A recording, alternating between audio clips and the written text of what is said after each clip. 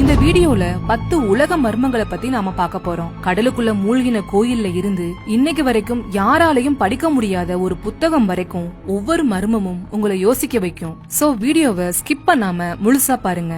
வீடியோக்குள்ள போறதுக்கு முன்னாடி உங்களுக்கு இது மாதிரியான மிஸ்ட்ரி வீடியோஸ் பிடிக்கும்னா வீடியோக்கு ஒரு லைக் பண்ணிட்டு ஐ லைக் இட்னு கமெண்ட் பண்ணுங்க. இந்த மர்மங்கள்ல ஃபர்ஸ்ட் நாம பார்க்க போறது இண்டஸ் வேலி சிவிலைசேஷன்ங்கிற சிந்து சமவெளி நாகரிகம். இது ஒரு பெரிய வரலாற்று மர்மம். இந்தியாவுல கிமு 3300 முதல் கிமு 1300 வரைக்கும் வாழ்ந்த ஒரு பெரிய பழமையான நாகரிகம் இது. இந்த நாகரிகம் இப்போ இருக்கிற பாகிஸ்தான், வடமேற்கு இந்தியா, அதோட ஆப்கானிஸ்தான் பகுதிகளில் இருந்திருக்கு. இது உலகத்தோட மிக பெரிய பழமையான நாகரிகங்கள்ல ஒண்ணு. மெசபடோமியா, எகிப்து போன்ற நாகரிகங்களோட ஒப்பிடுறப்போ இது பரப்பளவுல ரொம்ப பெருசு. ஹராப்பா, மொஹஞ்சதாரோ போன்ற இடங்கள்ல இந்த நாகரிகத்தோட நகரங்கள் இருந்திருக்கு. சிந்து சமவெளி நாகரிகம் பல வருஷங்களா மர்மமா இருக்கு. இதுக்கான காரணங்கள் என்னன்னா, இவங்க ஒரு எழுத்து வடிவத்தை பயன்படுத்தி இருக்காங்க. அதுல கிட்டத்தட்ட 400க்கும் மேற்பட்ட குறியீடுகள் இருக்கு. ஆனா இந்த எழுத்துக்களை இன்னைக்கு வரைக்கும் யாராலையும் படிக்க முடியல. அதனால அவங்களோட வாழ்க்கை முறை, அரசர்கள், மத நம்பிக்கைகள் எல்லாமே மர்மமா இருக்கு. கிமு 1900க்கு அப்புறம் இந்த நாகரிகம் திடீர்னு மறைஞ்சு போயிருக்கு. ஏன் இப்படி ஆச்சுன்னு யாருக்கும் தெரியல. ஒருவேளை சிந்து நதி வறண்டு போய் மழை இல்லாம போனதுனால அவங்களுக்கு தண்ணீர் பற்றாக்குறை ஏற்பட்டிருக்கலாம். சிலர் சிந்து நதியில வந்த வெள்ளம் அவங்களோட நகரங்களை அழிச்சு இருக்கலாம்னு சொல்றாங்க. ஒரு சிலர் ஆரிய படையெடுப்பால அவங்க அழிஞ்சு போயிருக்கலாம்னு சொல்றாங்க. ஆனா இந்த கணிப்புகளுக்கு எந்த உறுதியான ஆதாரமும் இல்ல. இந்த நாகரிகத்துல எந்த மன்னனோட கல்லறையும் பெரிய அரண்மனைகளும் இல்ல. ஒருவேளை இவங்க ஜனநாயகம் மாதிரி ஏதாவது ஒரு ஆட்சி முறையை பின்பற்றி இருக்கலாம். சிந்து சமவெளி நாகரிகம் ஒரு பெரிய வரலாற்று புதிர். இதோட மொழிக்கு விடை கிடைச்சா பல மர்மங்கள் வெளியே வரலாம். இந்த நாகரிகத்தோட நகரங்கள் ரொம்ப அற்புதமா கட்டப்பட்டிருக்கு. இதுதான் இந்த நாகரிகத்தோட மிகப்பெரிய சிறப்பு. மொஹஞ்சதாரோ, ஹரப்பா போன்ற நகரங்கள்ல தெருக்கள் நேர்த்தியா இருக்கும். கழிவுநீர் வடிகால் வசதிகள், வீடுகள்ல கழிப்பறை வசதிகள் எல்லாமே ரொம்ப சிறப்பா செய்யப்பட்டிருக்கும். இது அந்த மக்கள் சுகாதாரத்துக்கு எவ்வளவு முக்கியத்துவம் கொடுத்திருக்காங்கங்கறத காட்டுது. இந்த நகரத்துல வீடுகள், தெருக்கள், பொது குளியல் தொட்டிகள் எல்லாமே ஒரு குறிப்பிட்ட திட்டத்தோட கட்டப்பட்டிருக்கு. இது ஒருவேளை அந்த நகரங்களை ஒரு நிர்வாகம் கட்டுப்படுத்தி இருக்கலாம்னு காட்டுது. ஆனா அந்த நிர்வாகம் யாருங்கிறது தான் தெரியல. இந்த மக்கள் மெசபடோமியா, எகிப்து போன்ற நாகரிகங்களோட வணிகம் செஞ்சிருக்காங்க. இதுக்கு ஆதாரமா மெசபடோமியா பகுதிகள்ல சிந்து சமவெளி நாகரிகத்தோட முத்திரைகள் கிடைச்சிருக்கு. இந்த நாகரிகத்துல நிறைய சின்ன சின்ன கலை பொருட்கள் கிடைச்சிருக்கு. அதுல சிலது இன்னைக்கும் ஒரு மர்மமா தான் இருக்கு. மொஹஞ்சதாரோவுல ஒரு நடன மங்கையோட வெண்கல சிலை கிடைச்சிச்சு. இது அந்த காலத்துல இருந்த கலை வளர்ச்சிக்கு ஒரு பெரிய ஆதாரமா இருக்கு. இந்த நாகரிகத்துல பல மிருகங்களோட படங்கள், குறியீடுகள் கொண்ட முத்திரைகள் கிடைச்சிருக்கு. இதுல யூனிகான் மாதிரி கற்பனையான விலங்குகளோட படங்களும் இருக்கு. இந்த முத்திரைகள் எதுக்கு பயன்படுத்தப்பட்டுச்சுன்னு இன்னைக்கு வரைக்கும் யாருக்கும் தெரியல. இந்த மர்மங்கள் எல்லாமே சிந்து சமவெளி நாகரிகம் எவ்வளவு முன்னேற்றமா இருந்துச்சுங்கிறத காட்டுது. இந்த நாகரிகத்தோட மொழிக்கு விடை கிடைச்சா பல மர்மங்கள் வெளியே வர வாய்ப்பு இருக்கு. அடுத்து நாம பார்க்க போறது லாஸ்ட் சிட்டி ஆஃப் அஸ்லான். அஸ்லான்ங்கிறது ஒரு பெரிய மர்மமான நகரம். இது அஸ்டெக் மக்களோட பூர்வீக இடமா சொல்லப்படுது. இது ஒருவேளை உண்மையிலேயே இருந்ததா இல்ல ஒரு கற்பனையான இடமானு இன்னைக்கு வரைக்கும் விவாதம் நடந்துட்டு இருக்கு. அஸ்டெக் மக்கள் முதல்ல இங்கதான் தோன்றினாங்கன்னு நம்புறாங்க. இந்த வார்த்தைக்கு வெள்ளை இடம் அல்லது நீர்க்கோழிகளின் இடம்னு அர்த்தம். அஸ்லான் ஒரு பெரிய ஏரிக்கு நடுவுல இருந்ததா சொல்லப்படுது. இந்த நகரம் எல்லா செல்வமும் நிறைஞ்ச ஒரு சொர்க்கமா இருந்திருக்கு. இதுல என்ன மர்மம்னா, அட்லான் நகரம் எங்க இருக்குன்னு இன்னைக்கு வரைக்கும் யாராலையும் உறுதியா கண்டுபிடிக்க முடியல. சில ஆய்வாளர்கள் மெக்சிகோவுல இருக்கலாம்னு சொல்றாங்க.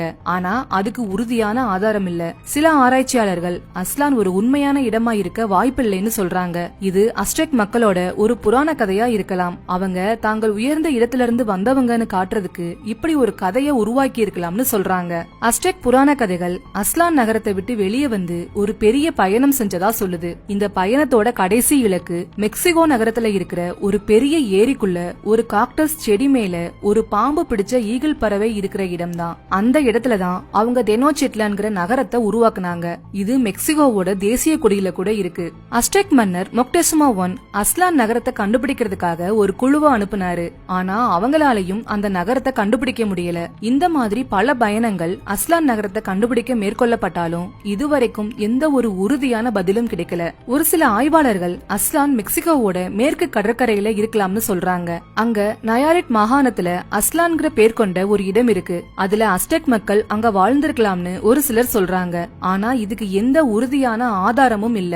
இன்னொரு கோட்பாடு என்ன சொல்லுதுன்னா, அஸ்லான் மெக்சிகோவோட வடக்குல அல்லது அமெரிக்காவோட தென்மேற்குல இருந்திருக்கலாம்னு சொல்லுது. அந்த பகுதிகள்ல அஸ்டக் மக்களுக்கு முந்தைய நாகரிகங்களோட இடிபாடுகள் கிடைச்சிருக்கு. அதனால இது அஸ்லான் நகரமா இருக்கலாம்னு ஒரு சிலர் சொல்றாங்க. அஸ்லான் நகரத்தை பத்தி பல புராண கதைகள் இருக்கு. அந்த கதைகள்ல அஸ்லான் நகரம் ஒரு பெரிய வெள்ளத்துல மூழ்கியதா சொல்றாங்க. இந்த நகரம் ஒருவேளை அட்லாண்டிக் பெருங்கடலோட ஒரு பகுதியா இருந்திருக்கலாம்னு சில மர்ம கோட்பாடுகள் இருக்கு. ஆனா அட்லாண்டிக் பெருங்கடலுக்கும் அஸ்டக் மக்களுக்கும் எந்த தொடர்பும் இல்ல. அதனால இது ஒரு கட்டுக்கதைன்னு உறுதியா சொல்றாங்க. அஸ்லான் நகரம் அஸ்டக் மக்களோட அடையாளமா இருந்துச்சு. ஒருவேளை அவங்க தங்களோட சொந்த இடத்தை விட்டு வெளியேறினது ஒரு பெரிய வரலாற்று நிகழ்வா இருந்திருக்கலாம். இத ஒரு புராண கதையா மாத்தி ஒரு பெரிய நகர்வுக்கான காரணத்தை சொல்லிருக்கலாம். மொத்தத்துல அஸ்லான் நகரம் ஒரு பெரிய மர்மம். இது உண்மையான இடமா இருக்கலாம். ஆனா இதுவரைக்குமே அது கண்டுபிடிக்கப்படல. அடுத்து நாம பார்க்க போறது கைலாசா டெம்பிள். இது மகாராஷ்டிராவில எல்லோரா குகைகளுக்குள்ள இருக்கிற ஒரு பிரம்மாண்டமான மர்மம். உலகத்திலேயே ஒரே கல்லால் செதுக்கப்பட்ட மிகப்பெரிய கோயில் தான் இந்த கைலாசா கோவில். இது ஒரு பெரிய மலையில மேல இருந்து கீழா செதுக்கப்பட்டிருக்கு. இது கிபி 8ஆம் நூற்றாண்டுல ராஷ்டிரகூட மன்னரான முதலாம் கிருஷ்ணா என்பவரால கட்டப்பட்டிருக்கு. இந்த கோயில செதுக்க கிட்டத்தட்ட 18 வருடங்கள் ஆயிருக்கலாம்னு சொல்றாங்க. இந்த கோவில்ல இருக்கிற மர்மங்கள் என்னன்னு பார்க்கலாம். சாதாரணமா ஒரு கோயில் கட்டுறப்போ கீழ இருந்து மேல் நோக்கி தான் கட்டுவாங்க. ஆனா இந்த கோவில மேல இருந்து கீழா செதுக்கி இருக்காங்க. இது அந்த காலத்து தொழில்நுட்பத்துக்கு ஒரு பெரிய உதாரணமா இருக்கு. இந்த கோயில செதுக்க கிட்டத்தட்ட 4 லட்சம் டன் பாறையை எடுத்திருக்காங்க. அது மட்டும் இல்லாம இதுல இருக்கிற ஒவ்வொரு தூணும் சிற்பங்களும் ரொம்ப துல்லியமா செய்யப்பட்டிருக்கு. இதுக்கு என்ன ஆயுதங்களை பயன்படுத்தி இருப்பாங்கன்னு யாருக்குமே தெரியல. இந்த கோயில செதுக்க ஒரு பெரிய குழு தேவைப்பட்டிருக்கும். ஆனா இந்த வேலையை செஞ்சவங்களை பத்தியோ அவங்களோட பேர் பத்தியோ எந்த வரலாற்று பதிவுகளுமே இல்ல. சில மர்ம கோட்பாடுகள் இந்த கோயில வேற்று கிரக வாசிகள் செதுக்கி இருக்கலாம்னு சொல்றாங்க. ஆனா இதுக்கு எந்த அறிவியல் ஆதாரமும் இல்ல. ஒரு சிலர் இந்த கோயில கட்டினதுக்கு அப்புறம் அதை மூடி வச்சிருக்கலாம்னு சொல்றாங்க. கைலாசா கோவில் ஒரு பெரிய மர்மம். இந்த கோயிலுக்குள்ள சில ரகசிய சுரங்க பாதைகள் இருக்குன்னு சொல்லப்படுது. அதுக்குள்ள என்ன இருக்கு, எதுக்காக அந்த பாதை கட்டப்பட்டதுன்னு யாருக்கும் தெரியல. இந்த கோயிலோட ஒரு பகுதியில பேசினா அதுக்குள்ள ஒரு வித்தியாசமான ஒளி எதிரொலிக்கும். அதுக்குள்ள இருக்கிற கற்கள் ஒளி அலைகளை பிரதிபலிக்குது. இந்த கோயில செதுக்கிறதுக்கு ஒரு பெரிய கட்டுமான வரைபடம் தேவைப்பட்டிருக்கும். ஆனா அந்த வரைபடம் இப்ப எங்க இருக்குன்னு யாருக்கும் தெரியல. கோயிலோட நிலத்தடி பகுதியில ஒரு பெரிய வெற்றிட பகுதி இருக்குன்னு சொல்லப்படுது. அது எதுக்காக இருக்கு, அதுக்குள்ள என்ன இருக்குன்னு இன்ன வரைக்கும் யாருக்கும் தெரியல. இந்த கோவில முதலாம் கிருஷ்ணா பல்லவ மன்னர்களோட கட்டிடக்கலையால ஈர்க்கப்பட்டு கட்டியிருக்கலாம்னு சொல்றாங்க. கைலாசா கோவில் மனித உழைப்போட தொழில்நுட்பத்தோட ஒரு பெரிய உதாரணம். இது ஒரு பெரிய ரகசிய குழுவால உருவாக்கப்பட்டிருக்கலாம்னு கூட சில ஆய்வாளர்கள் சொல்றாங்க. எப்படி இருந்தாலும் இந்த கோவில் ஒரு பெரிய மர்மமா தான் இன்ன வரைக்கும் இருக்கு. அடுத்து நம்ம பார்க்க போற மர்மம் ஆன்டிகிதரா மெக்கானிசம். இது ஒரு மர்மமான பொருள். இத ஆன்சியன்ட் கம்ப்யூட்டர்னு கூட சொல்லலாம். இது கிட்டத்தட்ட 2000 வருஷங்களுக்கு முன்னாடி உருவாக்கப்பட்டிருக்கு. கிரேக்கத்துல ஆன்டிகிதரோ தீவுக்கு பக்கத்துல ஒரு கப்பல் விபத்து நடந்த இடத்துல 1901ஆம் வருஷம் இது கண்டுபிடிக்கப்பட்டிருக்கு. இது ஒரு சிக்கலான அமைப்பு. இந்த மெக்கானிசத்துல கிட்டத்தட்ட 30க்கும் மேற்பட்ட வெண்கல சக்கரங்கள், கியர்கள், அதோட ஒரு ஃப்ரேமும் இருக்கு. இத பார்த்தா இது ஒரு கால்குலேட்டர் இல்ல கம்ப்யூட்டர் மாதிரி இருக்கு. இதுல இருக்கிற மர்மம் என்னன்னா இந்த மெக்கானிசம் அந்த காலத்துல இருந்த தொழில்நுட்பத்தை விட ரொம்ப ரொம்ப அதிநவீனமா இருக்கு. இந்த மாதிரி ஒரு தொழில்நுட்பம் 14ஆம் நூற்றாண்டுக்கு அப்புறம் தான் ஐரோப்பால உருவாயிருக்கு. இந்த மெக்கானிசம் கோள்களோட நகர்வுகள், சூரியன், சந்திரன் போன்ற விஷயங்களை கணக்கிட பயன்பட்டதா ஒரு சில ஆய்வாளர்கள் சொல்றாங்க. ஒருவேளை இது ஒரு கேலண்டர் இல்ல ஒரு கடிகாரமா இருக்கலாம்னு ஆய்வாளர்கள் சொல்றாங்க. இந்த மெக்கானிசம் பல வருஷங்களா ஆராய்ச்சி செய்யப்பட்டு வருது. 2005ஆம் ஆண்டு சர்வதேச ஆராய்ச்சியாளர் குழு ஒன்னு இந்த மெக்கானிசத்தை எக்ஸ்ரே பயன்படுத்தி ஆய்வு செஞ்சாங்க. அப்போ இதுல சில ரகசியங்கள் வெளியே வந்துச்சு. இது கோள்களோட நகர்வுகளை கணக்கிடுறதுக்கு பயன்படுத்தப்பட்டதுன்னு உறுதி செஞ்சாங்க. இந்த மெக்கானிசம் பண்டைய கால கிரேக்கர்கள் எவ்வளவு அறிவாளிகள்னு நமக்கு காட்டுது. சிக்கலான அமைப்பு இருக்கிற இந்த மெக்கானிசத்தை ஒரு பெட்டிக்குள்ள மூடி வச்சிருந்தாங்க. அந்த பெட்டியோட வெளியில ஒரு டயல் இருக்கும். அதுல சூரியனோட இயக்கம், சந்திரனோட இயக்கம், கோள்களோட நிலை, நட்சத்திரங்களோட நிலை எல்லாமே இருக்கும். ஒருவேளை இது வானியல் காலண்டர் மாதிரி செயல்பட்டு இருந்திருக்கலாம். இந்த மெக்கானிசத்துல இருக்கிற 30 கியர்கள்ல ஒரு சில கியர்கள் கோள்களோட இயக்கத்துக்கு ஏத்த மாதிரி செய்யப்பட்டிருக்கு. இந்த மெக்கானிசத்தை ஒரு கம்ப்யூட்டர்னு ஏன் சொல்றோம்னா இதுல சிக்கலான கணக்கீடுகளை செய்ய முடியுது. ஒருவேளை கிரகணங்கள் எப்ப வரும்னு கண்டுபிடிக்க இது பயன்படுத்தப்பட்டிருக்கும். இந்த மெக்கானிசத்தை யார் உருவாக்குனாங்கன்னு யாருக்குமே தெரியல. ஒரு சில ஆய்வாளர்கள் ஆர்கிமிடிஸ், ஹிபார்கஸ் போன்ற பெரிய விஞ்ஞானிகள் இதை உருவாக்கி இருக்கலாம்னு சொல்றாங்க. இந்த மெக்கானிசத்துல சில கிரேக்க குறிப்புகள் இருக்கு. ஆனா அதுல சில வார்த்தைகள் இன்னும் யாருக்கும் புரியல. ஒருவேளை இதை பயன்படுத்திய மக்களுக்கும் இந்த மெக்கானிசத்தை உருவாக்குன மக்களுக்கும் இடையில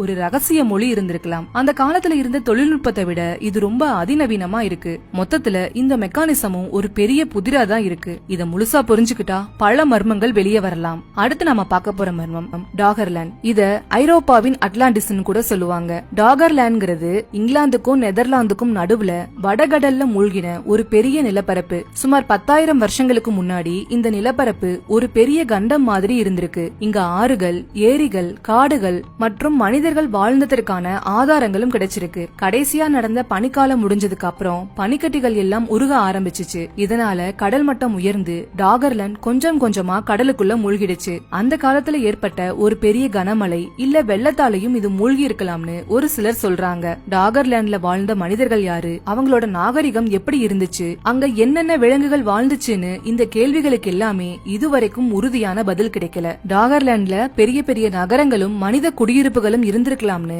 ஒரு சில ஆய்வாளர்கள் நம்புறாங்க. ஆனா அதுக்கு எந்த ஆதாரமும் இல்ல. டாகர்லேண்ட் ஒரு பெரிய வரலாற்று புதிர். அதுக்குள்ள என்னென்ன ரகசியங்கள் புதஞ்சிருக்குன்னு யாருக்கும் தெரியல. இந்த டாகர்லேண்ட்ல இருந்த மனிதர்கள் பயன்படுத்தின ஆயுதங்கள், விலங்குகளோட எலும்புகள், அதோட சில பாறைகள் கடலுக்கடியில இருந்து கிடைச்சிச்சு. இதெல்லாம் வச்சுதான் டாகர்லேண்ட்னு ஒரு இடம் இருந்துச்சுன்னு உறுதி செஞ்சாங்க. இப்போ சில ஆய்வாளர்கள் கடலுக்கு அடியில டாகர்லேண்ட்ல இருந்த மனித குடியிருப்புகளை கண்டுபிடிக்க முயற்சி பண்ணிட்டு இருக்காங்க. டாகர்லேண்ட் அட்லாண்டிஸ் மாதிரி ஒரு கதை போல இருந்தா கூட இது உண்மையிலேயே இருந்த ஒரு இடம். அதனாலதான் இது ஒரு பெரிய வரலாற்று மர்மமா இருக்கு. இந்த டாகர்லேண்ட் பத்தின சுவாரஸ்யமான மர்மமான தகவல்கள் என்னன்னா, இந்த நிலப்பரப்பு ஒரே நாள்ல மூழ்கல, படிப்படியா பல ஆயிரம் வருஷங்களா மூழ்கி இருக்கு. கடைசியா நடந்த பனிக்காலம் முடிஞ்சதுக்கு அப்புறம் பெரிய பனிக்கட்டிகள் எல்லாம் உருகி கடல் மட்டம் படிப்படியா உயர்ந்துச்சு. இதனால டாகர்லேண்டோட தாழ்வான பகுதிகள் முதல்ல மூழ்க ஆரம்பிச்சிச்சு. ஒரு சில விஞ்ஞானிகள் சுமார் 8200 வருஷங்களுக்கு முன்னாடி ஒரு பெரிய வெள்ளம் வந்ததால டாகர்லேண்ட் முழுசா மூழ்கி இருக்கலாம்னு சொல்றாங்க.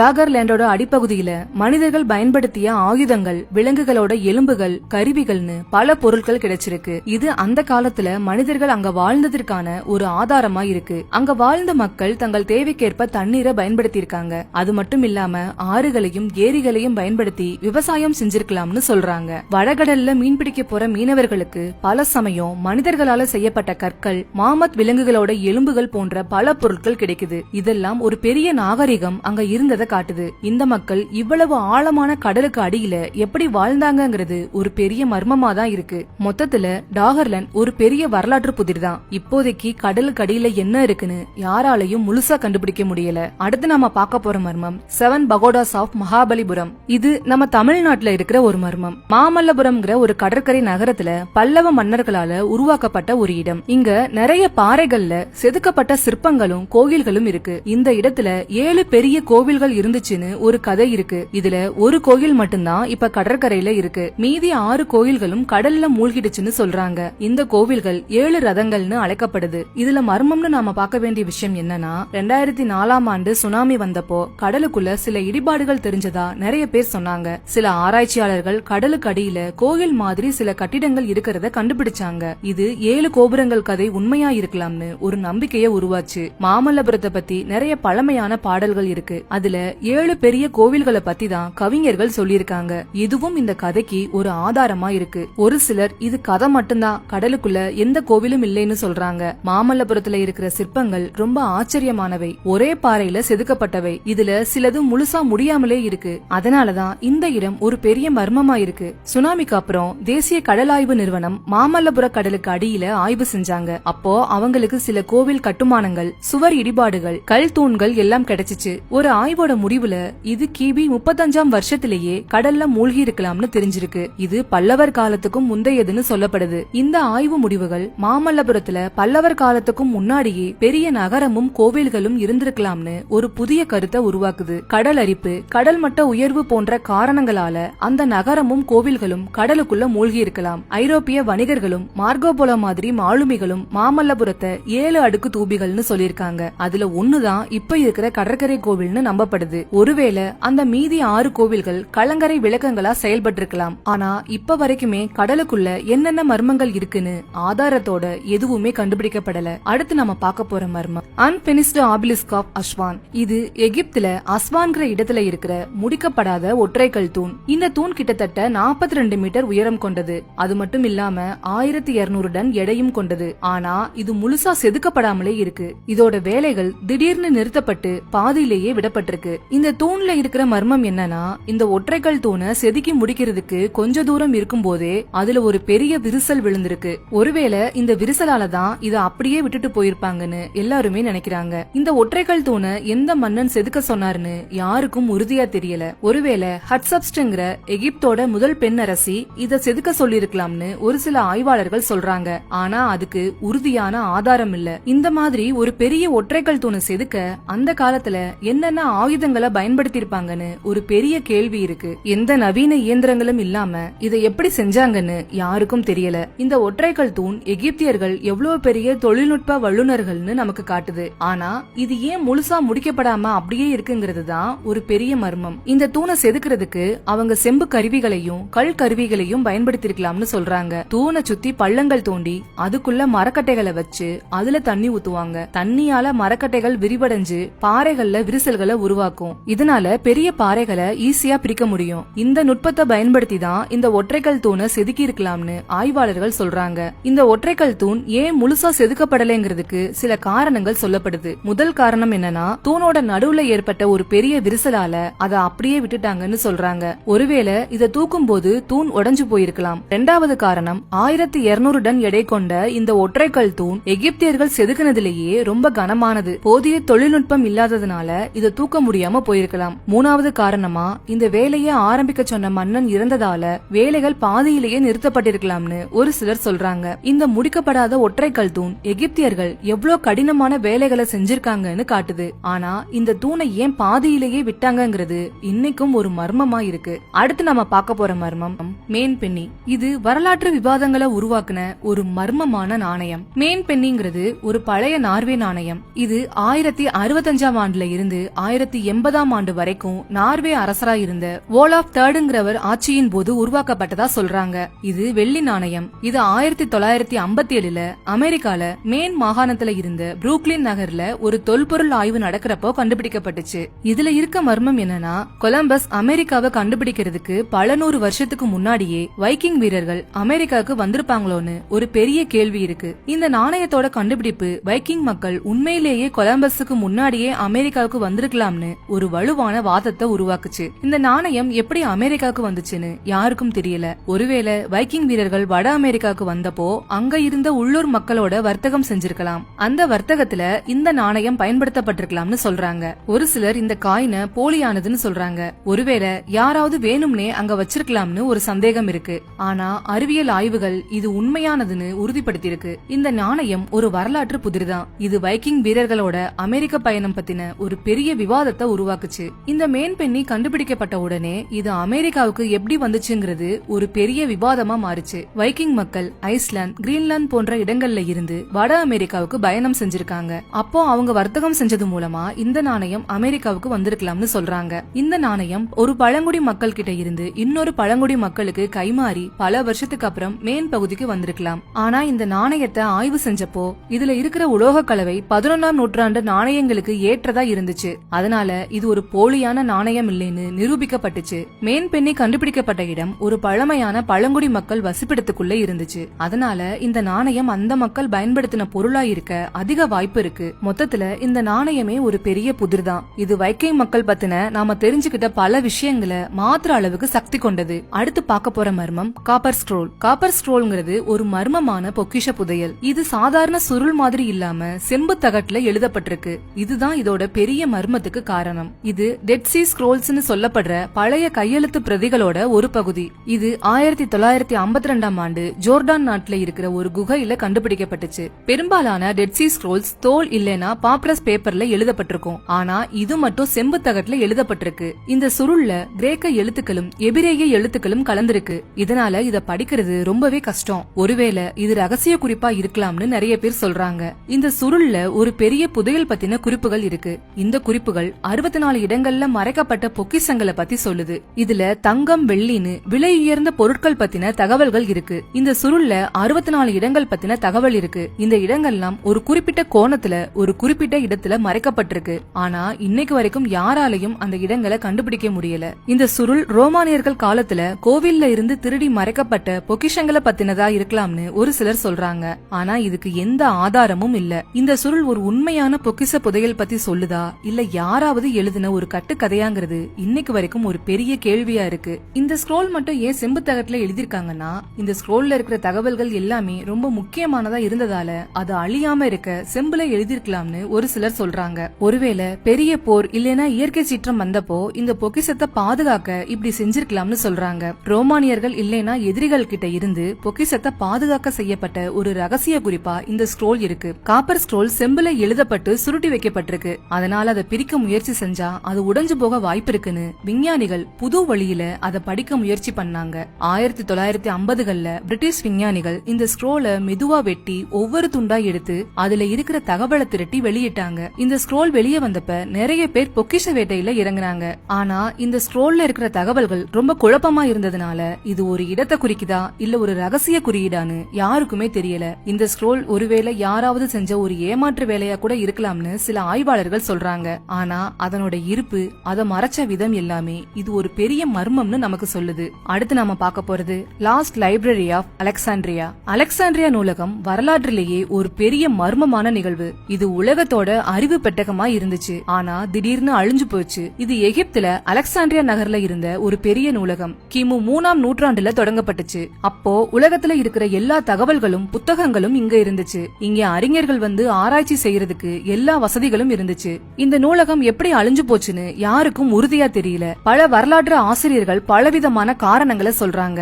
அதுல ரோமானிய மன்னர் ஜூலியஸ் சீசர் எகிப்துக்கு வந்தப்போ போர்ல இந்த நூலகம் எரிஞ்சு போயிருக்கலாம். கிறிஸ்துவ மதம் வளர்ந்தப்போ பழைய புத்தகங்களை எல்லாம் சாத்தானுடைய வேலைன்னு நினைச்சு அதை எரிச்சிருக்கலாம். அரேபிய படையெடுப்புல இந்த நூலகம் அழிக்கப்பட்டிருக்கலாம். இந்த நூலகம் அழிஞ்சு போனதால பல விலை மதிப்பற்ற தகவல்கள், ரகசியங்கள், கண்டுபிடிப்புகள் எல்லாமே காணாம போச்சு. அலெக்சாண்ட்ரியா நூலகம் அழிஞ்சு போனது ஒரு பெரிய இழப்பு. இது கணிதம், அறிவியல், வானியல், வரலாறு போன்ற பல விஷயங்கள்ல ஒரு பெரிய இடைவெளியை உருவாக்குச்சு. கணிதவியலாளர் யூகிலிட், வானியலாளர் எரடோஸ்தெனிஸ், இன்னும் பல அறிஞர்கள் இந்த நூலகத்துல ஆராய்ச்சி செஞ்சாங்க. அவங்களோட பல கண்டுபிடிப்புகள் காணாம போச்சு. இந்த நூலகம் அழிஞ்சு போனதால மனிதர்களோட அறிவியல் வளர்ச்சி பல வருஷங்கள் பின்னோக்கி போயிருச்சு. அலெக்சாண்ட்ரியா நூலகம் எரிக்கப்பட்டதுன்னு சொல்லப்படுது. ஆனா இது உண்மையானு இன்னுமே விவாதம் நடந்துட்டு இருக்கு. ஜூலியஸ் சீசர் எகிப்தோட போர்ல ஈடுபட்டப்போ அவரோட படையினர் அலெக்சாண்ட்ரியா நகரை அழிச்சிருக்காங்க. அப்போ தற்செயலா நூலகமும் எரிஞ்சு போயிருக்கலாம்னு சொல்லப்படுது. ஆனா இதுக்கு முழுமையான ஆதாரங்கள் இல்ல. ஒரு சில மத மோதல்களால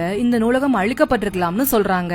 ஆனா இதுவும் நிரூபிக்கப்படாத ஒரு யூகம் தான். இந்த நூலகம் ஒரே சமயத்துல முழுசா எரிக்கப்படல. பல வருஷங்களா கொஞ்சம் கொஞ்சமா அழிஞ்சிருக்கலாம்னு ஒரு சில ஆய்வாளர்கள் சொல்றாங்க. அலெக்சாண்ட்ரியா நூலகம் எவ்வளவு பெருசுன்னு யாருக்கும் உறுதியா தெரியல. சிலர் இதுல 40,000ல இருந்து 5 லட்சம் சுருள்கள் இருந்ததா சொல்றாங்க. இது உண்மையா இருந்தா இது ஒரு பெரிய அறிவு பெட்டகமா இருந்திருக்கும். இந்த நூலகம் எல்லா மொழிகள்லயும் இருந்த அறிவை பாதுகாத்து வச்சிருந்துச்சு. இதுல அறிவியல், தத்துவம், வானியல், மருத்துவம் போன்ற பல தகவல்கள் இருந்துச்சு. இந்த நூலகம் அழிஞ்சு போனதால பண்டைய கிரேக்கர்களோட பல கண்டுபிடிப்புகள், புதிய தொழில்நுட்பங்கள் மற்றும் பல விஷயங்கள் அழிஞ்சு போயிடுச்சு. மொத்தத்துல அலெக்சாண்ட்ரியா நூலகம் எப்படி அழிஞ்சு போச்சுன்னு இன்னைக்கு வரைக்கும் ஒரு பெரிய மர்மமாவே இருக்கு. இந்த 10 மர்மங்களும் நம்மோட கடந்த காலத்துல நிறைய ரகசியங்கள் புதைஞ்சிருக்கிறத காட்டுது. இந்த ரகசியங்கள் ஒருவேளை நம்ம வரலாற்றை மாற்றி அமைக்கலாம். ஒரு சில மர்மங்களுக்கு அறிவியல் விளக்கம் இருக்கலாம். ஆனா பல மர்மங்கள் இன்னைக்கும் நம்மோட கேள்விகளுக்கு பதில் இல்லாமலே இருக்கு. நம்ம வாழ்க்கையில ஒரு மர்மம் தீரும் போது இன்னொரு மர்மம் உருவாகிக்கிட்டே இருக்கு. இந்த மர்மங்களை கண்டுபிடிக்கிற தேடல் நம்மோட மனித இனத்தோட பயணத்தோட ஒரு முக்கியமான பகுதி. இந்த வீடியோ பத்தி நீங்க என்ன நினைக்கிறீங்க? இந்த மர்மங்கள்ல உங்களை எது ரொம்ப ஆச்சரியப்பட வச்சுச்சுன்னு எனக்கு கமெண்ட்ல சொல்லுங்க. இந்த வீடியோ உங்களுக்கு பிடிச்சிருந்தா லைக் பண்ணுங்க, உங்க ஃப்ரெண்ட்ஸ் எல்லாருக்கும் ஷேர் பண்ணுங்க. மறக்காம நம்ம சேனலை சப்ஸ்கிரைப் பண்ணுங்க. அடுத்த வீடியோல இன்னும் நிறைய மர்மத்தோட உங்களை மீட் பண்றேன். தேங்க்யூ.